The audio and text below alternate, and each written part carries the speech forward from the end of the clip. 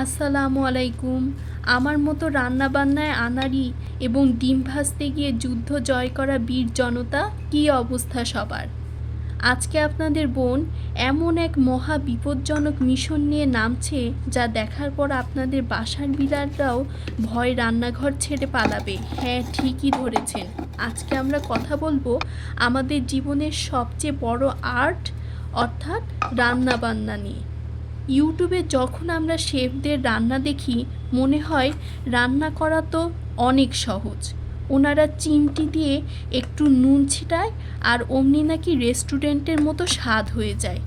কিন্তু ট্র্যাজেডি দেখেন, আমরা যখন ওই একই রেসিপি দেখে রান্না করতে যাই, তখন রেস্টুরেন্টের স্বাদ তো দূরের কথা, তরকারি দেখে মনে হয় ওটা কোনো প্রাচীনকালের ওষুধ।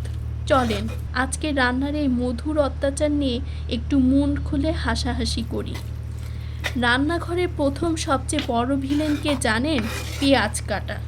পেঁয়াজ কাটার সময় চোখের পানি আর নাকের পানি যেভাবে এক হয়ে যায়, ব্রেকআপের পরও মানুষ এত কাঁদে না।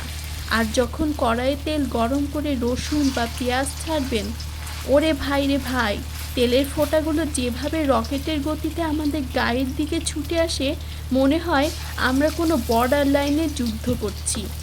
এক একটা তেলের ছিটা যেন এক একটা বুলেট।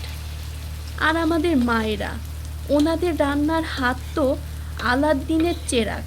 মা যখন তরকারিতে আন্দাজ করে লবণ মরিচ দেয়, একদম পারফেক্ট হয়।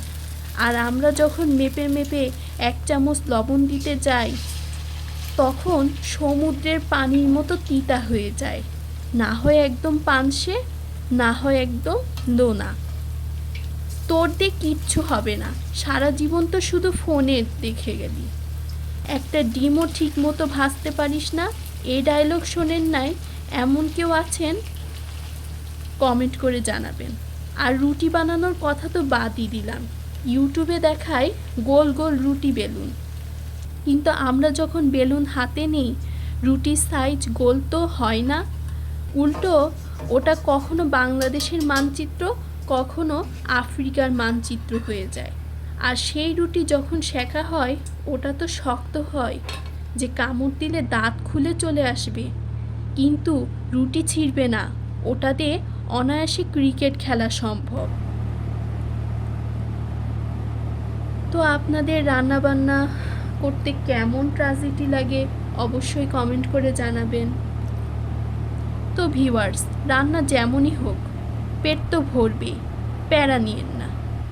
আজকের এই রান্নার দুঃখের ব্লগটা যদি আপনাদের একটু হাসাতে পারে,